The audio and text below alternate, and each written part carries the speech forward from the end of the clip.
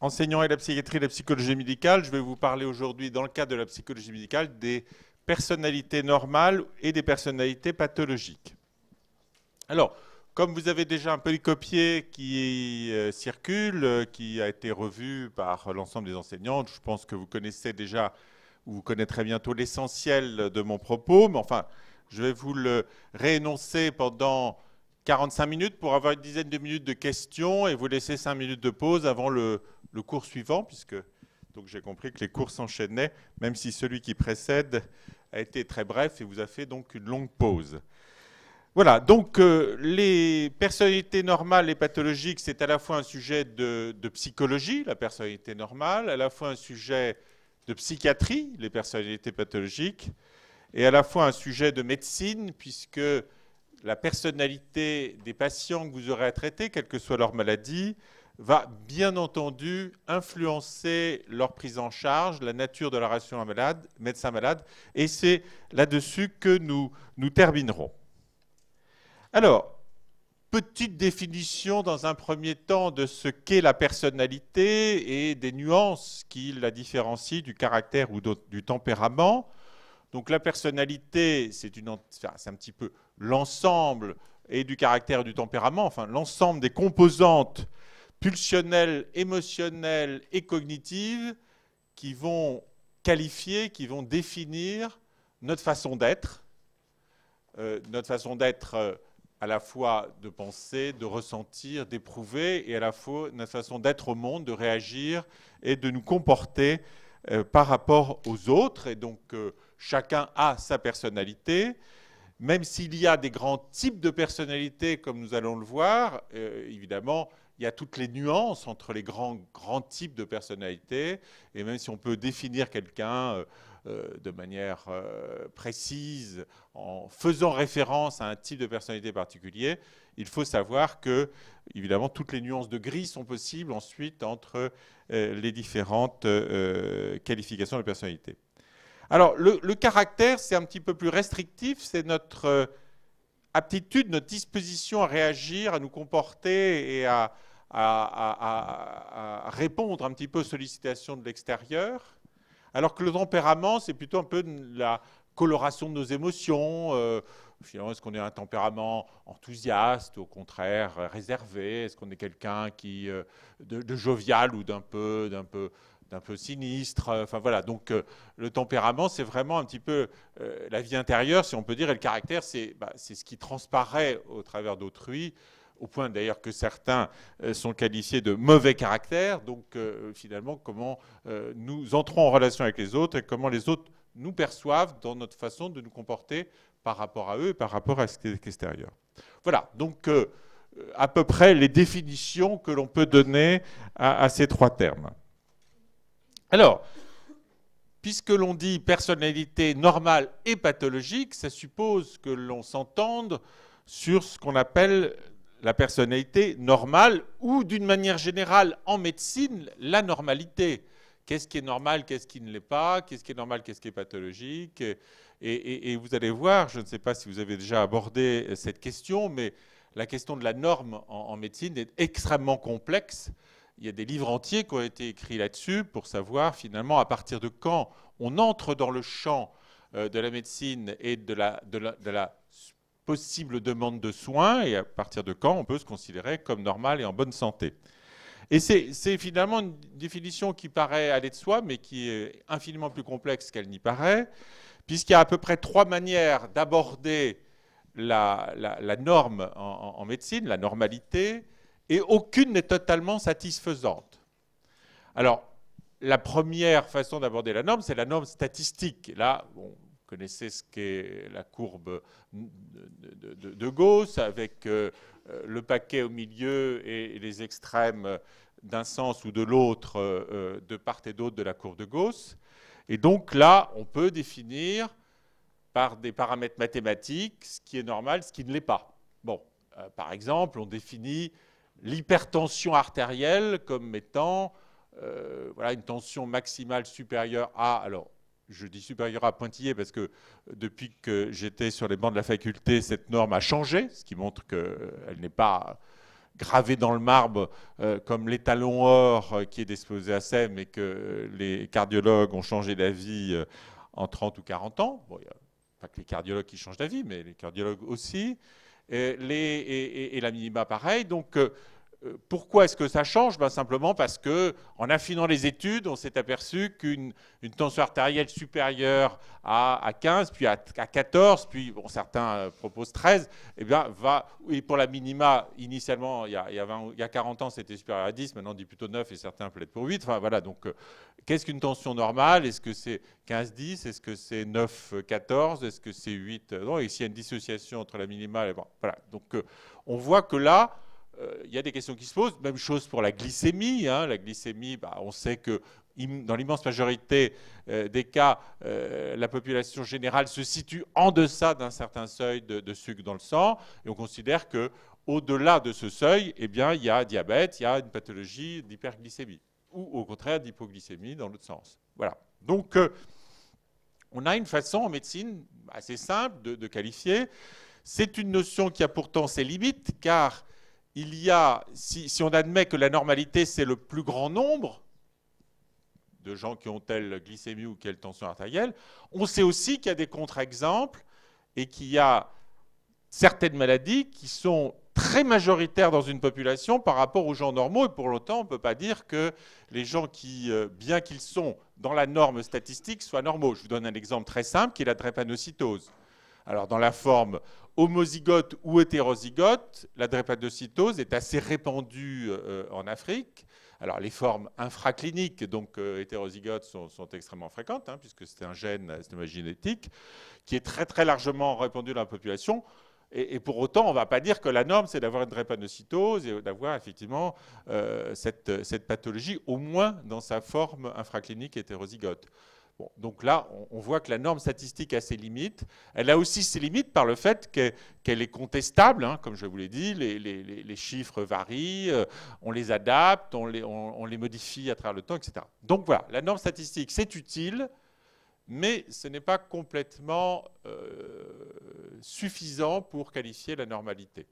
Et en psychologie, en psychiatrie, c'est encore plus complexe, puisque on peut dire que voilà, quelqu'un qui a une personnalité normale, c'est quelqu'un qui va avoir tel type de score dans tel test psychologique plutôt que tel autre. Et vous imaginez bien que si majoritairement les gens ont tel score à telle échelle ou à tel test psychologique, eh bien, il y a une variable, disons, des écarts-types importants pour le chiffre qui fait seuil, et que là aussi, on va avoir des conceptions différentes d'une personnalité normale. En plus, en fonction des cultures, il est bien évident que dans certaines cultures, quelqu'un qui est très extraverti, très ouvert au monde, très hyper expressif, ça va être considéré comme la norme.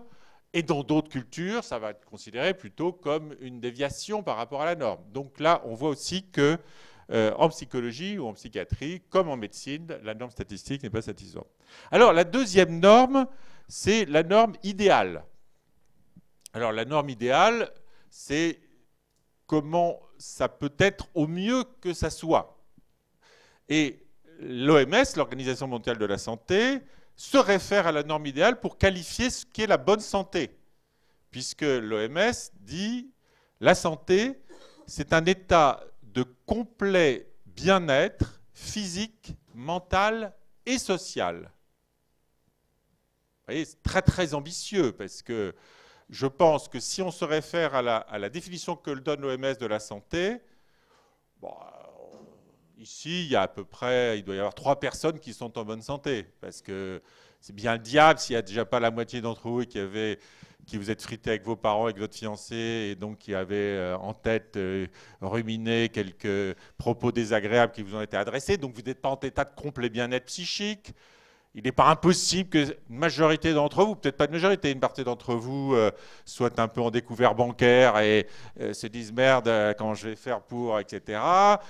Et puis bon, comme il y en a qui font du sport, ils ont des petites tendinites, des petites douleurs ici, des petites douleurs là. Bon, donc c'est vrai que l'état de complet bien-être physique, mental et social, on voit bien que c'est une espèce d'idéal, je ne dirais pas inatteignable, puisque heureusement certaines personnes peuvent la revendiquer, mais enfin, c'est loin d'être la norme statistique, c'est loin d'être ce qui est le plus fréquent, même dans des pays qui ne se prennent pas des bombes russes sur la tronche, ou qui voilà, même dans un pays comme le nôtre, pour l'instant encore assez préservé des grands basculements et des misères du monde, mais peut-être pas pour longtemps, mais enfin, en tout cas, même si on se dit dans un pays avec un welfare à peu près convenable, en paix, où chacun mange à sa faim, ou presque, etc., bon, on n'est pas tous en état de complet bien-être physique, mental et social. Bon, donc, en fait, c'est une norme certes intéressante pour s'y référer, mais probablement qui ne correspond à pas grand-chose, a fortiori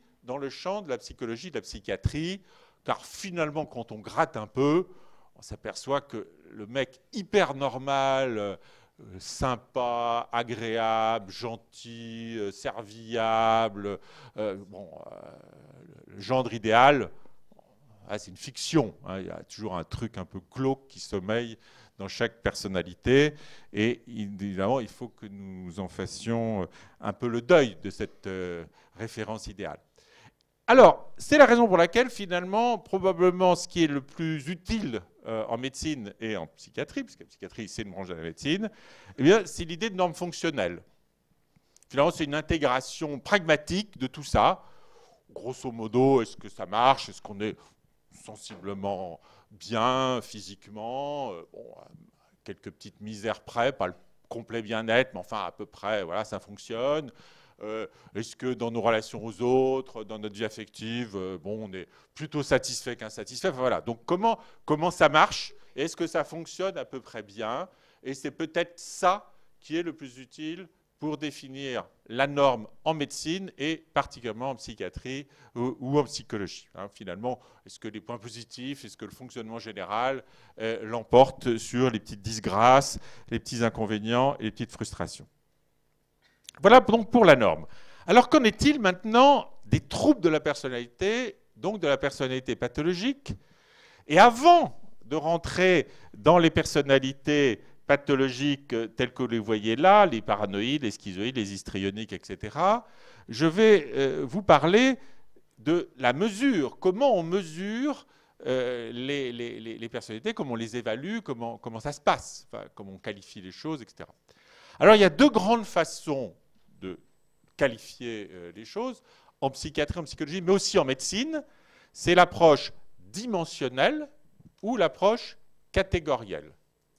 La dimensionnelle, c'est très simple, c'est on analyse une dimension dans une population, comme par exemple l'hypertension artérielle, comme la glycémie. La glycémie, c'est un chiffre, et puis on dit à partir de tel seuil, c'est anormal. Donc ça, c'est une dimension, la glycémie, la tension, mais aussi la psychologie, le côté extraverti, plus ou moins introverti, plus au maximum extraverti, il y a une dimension, il y a toutes les gammes possibles, du moins extraverti au plus extraverti, et puis on dit, bon, bah là, quand même le mec extrêmement extraverti qui se trimballe à poil en chantant la Marseillaise sur les Champs-Élysées, bon là c'est un peu excessif, quand même, on va dire, sans aller jusqu'au mec enfermé qui parle à la personne, l'hyper introverti, on trouve une espèce de norme qui va effectivement diviser la population.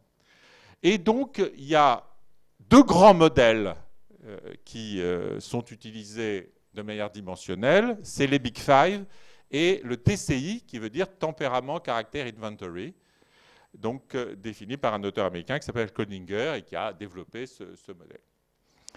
Les Big Five, donc les 5 dimensions, comme leur nom le signifie, c'est un peu plus un modèle de psychologie, et le TCI de Cloninger, c'est plus un modèle de psychopathologie, donc un peu plus psychiatrique. À côté de ça, vous avez les modèles catégoriels, et le modèle catégoriel, ce n'est pas une dimension dans une population, c'est présent-absent. En médecine, c'est vous avez une tumeur du sein, vous n'en avez pas. Oui, non. Et bien là, c'est pareil, sauf que vous avez telle caractéristique, on dit que vous êtes schizoïde ou paranoïde, vous avez telle ou telle autre, on dit que vous êtes psychopathe, et vous n'en avez aucune d'entre elles, on dit que sensiblement, vous avez une personnalité normale. Alors, les Big Five. On va commencer par les Big Five parce que c'est probablement l'instrument le plus répandu, le plus utilisé en psychologie. Donc pour qualifier à peu près tout le monde. Donc c'est 5 dimensions qui sont supposées à peu près cerner une personnalité du plus au moins, donc 5 dimensions qui vont La première, ce qu'on appelle le névrosisme, un barbarisme, enfin, mauvaise traduction de l'anglais. Donc, le névrosisme, c'est un peu l'instabilité émotionnelle. C'est-à-dire, au fond, les gens un peu instables, un peu fragiles, jamais très émotionnellement labiles, voilà, qui manquent un peu de constance, etc. Et donc, ce névrosisme, eh ben, on le qualifie des hyper instables émotionnellement, toujours un peu, voilà, ou hyper bétonnés, les mecs archi réglo, fiables, toujours pareil, voilà. Donc, ça s'appelle le névrosiste. Alors, on pose des questions au sujet, et puis, hop, on donne une note, et puis on voit comment il se situe sur cette dimension. La deuxième, j'en ai déjà un petit peu parlé, c'est le côté extraverti-intraverti. Donc, il y a des gens très introvertis, des gens très extravertis, et puis il y a toute cette dimension va du plus au moins extraverti, et là aussi, avec un certain nombre de petites questions psychologiques, on cerne si vous êtes plutôt au milieu, plutôt vers les extravertis ou introvertis. La cinquième, c'est le goût des expériences nouvelles, donc la recherche de nouveautés. Et là, vous avez effectivement aussi des gens qui sont très conservateurs, qui n'aiment pas tellement que ça change, etc. Et à l'inverse, les gens qui sont toujours hyper fashion, il faut toujours être au top du top de la mode, toujours aller vers des choses nouvelles, etc., qui ont besoin de réalimenter en permanence. Et donc, vous avez cette dimension qui qualifie des gens qui ont plutôt tendance à être dans la recherche permanente de nouveautés et de choses nouvelles, ou plutôt très conservateurs, qui aiment bien que rien ne bouge et que rien ne change. La quatrième dimension, c'est ce qu'on appelle l'agréabilité. Alors là, bon, ça parle de soi, mais le mot n'existe pas en français, une mauvaise traduction là aussi de l'anglais. Bon, bah, c'est le côté agréable ou désagréable. Donc, voilà, vous voyez à peu près, type sympathique et agréable, ou la tête de l'art qui fait chier tout le monde, qui est désagréable en permanence. Bon, vous voyez, donc, vous avez, j'imagine, autour de vous des oncles, des tantes, des machins, puis vous voyez bien ceux qui sont agréables et ceux qui ne le sont pas. Enfin, peut-être même vos parents, bon, on ne sait jamais. Donc, enfin, le cinquième point, c'est le côté consciencieux. Alors, il y a des gens très consciencieux, tout est bien ordonné, bien rangé, leur chambre est nickel, ils ne sont pas engueulés par leurs parents parce qu'il y a les baskets qui traînent dans le salon, etc. etc. Enfin, tout, voilà, tout bien rangé, carré.